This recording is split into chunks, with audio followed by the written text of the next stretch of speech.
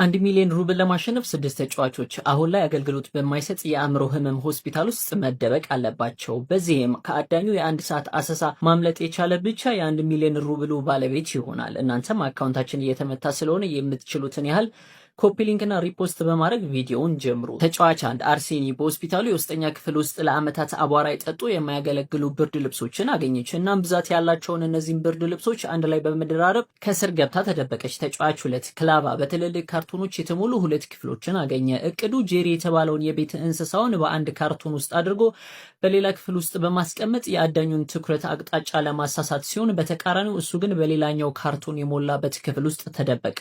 ተጫዋች 3 ዲላራ ኮሪደሩ ላይ የተቀመጠ አንድ የእንጨት ሳጥን አገኘች። እናም ዲላራ በደንብ ተዘጋጅታ ነበር። አንድ አሮጌ ቁልፍ ወስዳ የሳጥኑን በር ቆለፈችው። እሷ ግን በሳጥኑ ጎን በኩል ባለው ቦታ አመቻችታ ተደበቀች። ተጫዋች 4 ማጎሜድ ወደ ውስጥ እንዳይገባ በፕላስተር የታሸጉ የተከለከሉ ብዙ ክፍሎችን አገኘ። ስለዚህ ክፍል ቁጥር 12ን በር በተመሳሳይ ለማሸግ ወሰነ። ምክንያቱም የጨዋታው ሕግ በፕላስተር የታሸጉ ክፍሎች ውስጥ መግባትን ይከለክላል። እሱ የመረጠው ክፍል ደግሞ ከውጭ ብቻ ነው ሊቆለፍ የሚችለው። በሩን ከቆለፈ በኋላ ማጎሜድ ወደ ውጭ ወጣ እና ጨዋታውን ለማሸነፍ ሲል ወደ ሌላኛው የውስጥ ክፍል ግዙፉ ማጎሜድ በጠባቡ መስኮት ውስጥ ራሱን አጨናንቆ ለመግባት ወሰነ። በመጨረሻም ከገባ በኋላ የቆሻሻ ከረጢት ለብሶ ራሱን እንደተጣለ ቆሻሻ አስመሰለ። ተጫዋች 5 ሊዮሻ የአእምሮ ሆስፒታሉ መስኮቶች ተጠግነው ወይንም ታካሚዎች እንዳያመልጡ ተብለው በአንዳንድ ቦታዎች በእንጨት መከለያዎች መዘጋታቸውን አስተዋለ። እሱም ተመሳሳይ መጠን ያላቸውን የእንጨት መከለያዎች አዘጋጅቶ ምንም ክፍተት ሳይተው መስኮቱን ዘጋውና ከመስኮቱ ጀርባ ተደበቀ። ተጫዋች 6 እስታስ በህንፃው ውስጥ ስፍር ቁጥር የሌላቸው የአየር ማናፈሻ ቱቦችን ተመለከተ እና በቁም ሳጥኑ አናት ላይ ያለውን መግቢያ መረጠ። ውስጡ ያለው ቦታ ሰውነቱን ለመያዝ በቂ ነበር። ነገር ግን ወደ ላይ ወጣበት ወንበር የተቀመጠበት ቦታ በጣም ጎልቶ ይታይ ስለነበር ወደ ታች ረግጦ ጣለው። አሁን ሁሉም ተጫዋቾች ተደብቀዋል። የ1 ሰዓት ፍለጋው ሊጀመር ነው። አዳኙ በመጀመሪያ አርሴኒ ወደ ተደበቀችበት ክፍል አመራ። የሆስፒታሉን አልጋ በጥንቃቄ ፈተሸ። ምንም የተለየ ነገር አላገኘም። የቆሸሹት ብርድ ልብሶች ስለቀፈፉት ማንም እዚህ መደበቅ አይፈልግም ብሎ በማሰብ በአንድ በኩል ብቻ ገለጥ አድርጎ አየና ፍለጋውን በፍጥነት ወደ ንጹህ ብርድ ልብሶች አዞረ። ይሁን እንጂ ይህ ሁሉ በአርሴኒ ግምት ውስጥ የነበረ ነው። አዳኙ በቆሸሹ ብርድ ልብሶች ላይ ትኩረት እንደማያደርግ እርግጠኛ ነበረች። አዳኙ ወደ ሌሎች ቦታዎች በመሄድ መፈለግ ጀመረ። በመቀጠል አዳኙ ወደ ኮሪደሩ መጣ። ተከታትለው የታሸጉትን ክፍሎች አስተዋለ። በሆነ ምክንያት እነዚህ ክፍሎች በፕሮግራሙ አዘጋጆች እንዳይገቡ ተከልክለዋል እና ለደህንነቱ ሲል ራሱን አደጋ ላይ ጥሎ ለመፈተሽ ፍላጎት አልነበረው። አዳኙ በኮሪደሩ አጠገብ ባለው የእንጨት ሳጥን ፊት ቆመ። የተቆለፈው የሳጥን በር ምንም የተለየ ነገር አልመሰለውም። ውስጥ ያለችው ዲላራ የእግር ኮቴ ሲቀርብ ሰምታ ለመተንፈስ እንኳን አልደፈረችም። በጥንቃቄ ታዳምጥ ነበር። ነገር ግን በጎን በኩል ያለው ክፍተት የአዳኙን ትኩረት ሳበው። እንደ ድል ሆኖ አዳኙ ምንም አላየም። ዲላራም ለጥቂት አመለጠች። ምንም ያላገኘው አዳኝ ትንሽ የተጨነቀ ይመስላል። ታዲያ ግን ብዙም ሳይቆይ አዳኙ ድምፅ ሰማ። ድምፁም የሰው አይመስልም ነበር። ነገር ግን አዳኙ ሌላ አማራጭ ስላልነበረው ድምፁን ተከትሎ ለመሄድ ወሰነ። ወዲያውም ስታስ ወደ ተደበቀበት የምግብ ክፍል አመራ። ከፍ ያለውን የአየር ማናፈሻ ቱቦ አላየውም። ይልቁንም ዙሪያውን ተመልክቶ ወደ ውስጥ ጉዞውን ቀጠለ። ማጎሜድ ወደ ተደበቀበት ክፍል መጣ። ሙሉ በሙሉ ከተዘጋው መስኮት ይልቅ የተገለበጠው መታጠቢያ ገንዳ በዚህ ሰዓት የበለጠ አጠራጣሪ ነበር። ነገር ግን ውስጡ ባዶ ነበር። አዳኙ እየተሳደበ ወጣ። ፍለጋው ከተጀመረ 15 ደቂቃዎች ነግደዋል። አዳኙ ቢያንስ አንድ ሰው ማግኘት ቢችል ኖሮ እንዲያይበሳጭም ነበረ። በዚህ ጊዜ አዳኙ በካርቶን የተሞላውን ክፍል አገኘ። እያንዳንዱን ቦታ በጥንቃቄ ለመፈተሽ ወሰነ። አዳኙ ካርቶኖቹን መፈተሽ ሲጀምር ተቃራኒው ክፍል ውስጥ የእንግዳ ድምፅ ተሰማ። ጄሪ የቤት እንስሳው ነበር። በወሳኙ ሰዓት የክላቫን ሕይወት አዳነ። ጊዜ ሳያባክን አዳኙ ድምፁን ተከትሎ ሄደ። አዳኙ ጄሪን አገኘው። ካርቶኖቹ ወጥመድ እንደሆኑ ስላሰበ ማንም እዚያ ውስጥ ሊደበቅ አይችልም ብሎ አመነ። በዚህ ጊዜ ሁሉንም ክፍሎች ፈትሾ ነበር እና ግን በጣም የከነከነው በኮሪደሩ ውስጥ ያለው ትልቅ የእንጨት ሳጥን ነበር። ስለዚህ አዳኙ በቀጥታ ተመለሰ። ጊዜ ስለመቆለፉ ግድ አልነበረውም። ከፍቶ ሊፈትሸው አሰበ። ሳይታሰብ ሳጥኑ ሳይሳብ በፊት በጎን በኩል ያለው በር ተከፈተ። በሩን ሲከፍተው ዲላራን አገኛት። በዚህም ዲላራ የመጀመሪያዋ ተሰናባች ሆነች። አዳኙ ኮሪደሩን መፈተሹን ቀጠለ። በዚህ ጊዜ ከታሸጉት ክፍሎች መካከል አንዱ የተለየ ቀለም ያለው ፕላስተር መጠቀሙን አስተዋለ። አዳኙ ወደዚያ መጣ። ይሁን እንጂ የክፍሉ በር ከውጭ ተቆልፎ ነበር። ሆኖም አዳኙ በሩን ገንጥሎ ሲፈትሸው ማጎሜድ ተገኘ። በዚህም ተሰናበተ። አሁን በጨዋታው ላይ 4 ተጫዋቾች ቀርተዋል። አዳኙ ፍጥነቱን ጨመረ። 2 ሰዎችን ካገኘ በኋላ ፍለጋውን የበለጠ በጥንቃቄ ቀጠለ።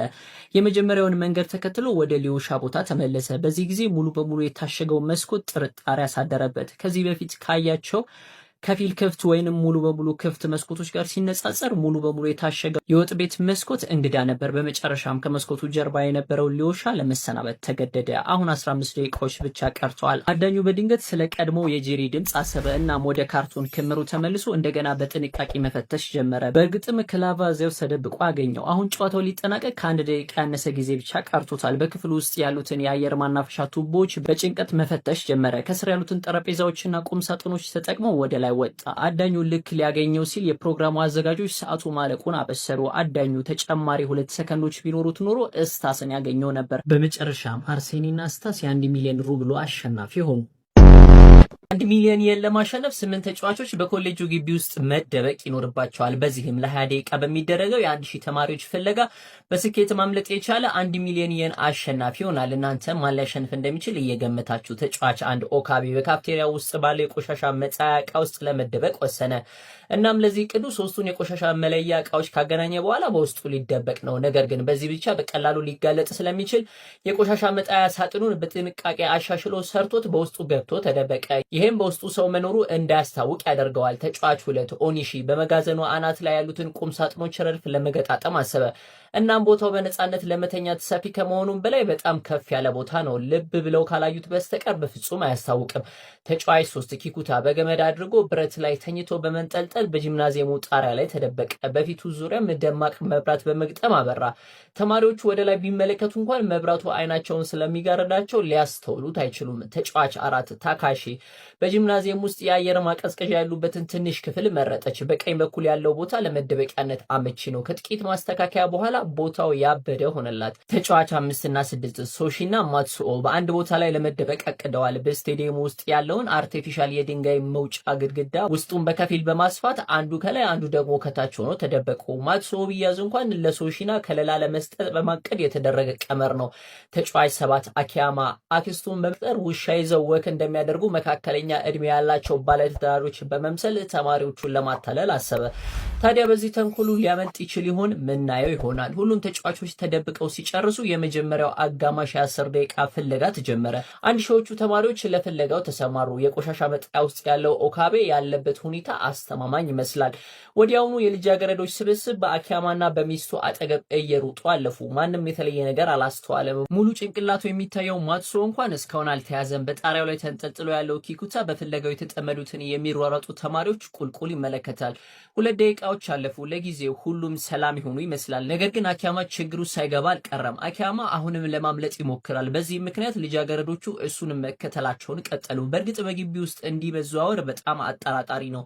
አኪያማም የመጀመሪያው ተያዥ ተጫዋች ሆነ። በመጋዘኑ ቁም ሳጥን አናት ላይ ያለው ኦኒሺ ግን ያለምንም ስጋት ተደብቋል። በቤተ ሙከራው ቁም ሳጥን ውስጥ ያለው ሴያ ምንም እንኳን በልጃገረዶቹ ቢፈለግም በሩን የሚከፍቱበትን ትክክለኛ መንገድ አላወቁትም። ምክንያቱም በላይኛው ክፍል ውድ የሆኑ የቤተ ሙከራ እቃዎች ስላሉ ተማሪዎቹ በግዴለሽነት ለመንካት አልደፈሩም። በድንጋይ መውጫ ግድግዳው አካባቢ ልጃገረዶቹ እየሮጡ መፈለግ ጀምረዋል።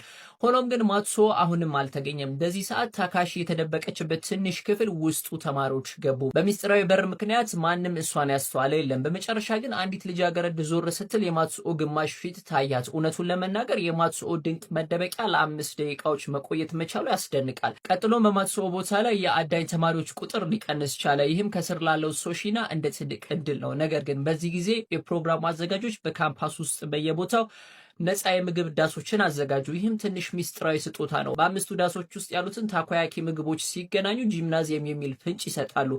ይህንን ፍንጭ ማን ሊያገኘው ይችላል? በዚህ ሰዓት ትኩረቱ ወደ ቤተ ሙከራው ተዛወረ። አንድ ሰው በቤተ ሙከራው ቁም ሳጥን ላይ ጥርጣሬ አድሮበታል። ምናልባት ስለ ክፍሉ አሰራር በደንብ ያውቅ ይሆናል።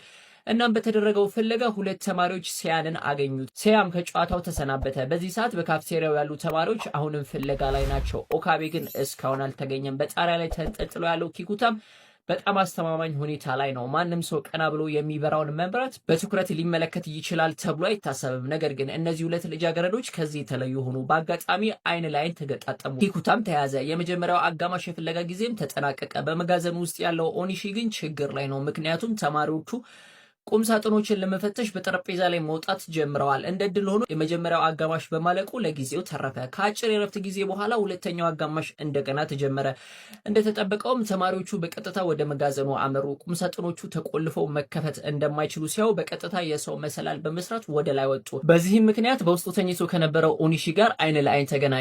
ኦኒሺ ከመያዝ ሊያመልጥ አልቻለም። በተመሳሳይ ሰዓት በካምፓስ ውስጥ ያለ ሌላ ቡድን የታኮያኪውን ሚስጥራዊ ፍንጭ እያጠኑ ነው። መረጃ በመለዋወጥ እየሮጡ ነው። ከነዚህ ፊደላት በስተጀርባ ያለውን ትርጉም ለመፍታት እየሞከሩ ነው። አሁን ጨዋታ ውስጥ የቀሩት ኦካቤ፣ ሶሺና ታካሺ ብቻ ናቸው። በሁለተኛው አጋማሽ 5 ደቂቃዎች ውስጥ እስካሁን ምንም የተለየ ነገር አልተገኘም። ሁለት ልጃገረዶች የቆሻሻ መጣያ ሳጥኑ ሰው የመያዝ አቅሙ በጣም ትንሽ እንደሆነ አስበዋል። ነገር ግን ለመፈተሽ መክፈት ጀመሩ። ይሁን እንጂ የኦካቤ መደበቂያ በጣም በጥንቃቄ የተሰራ ነው።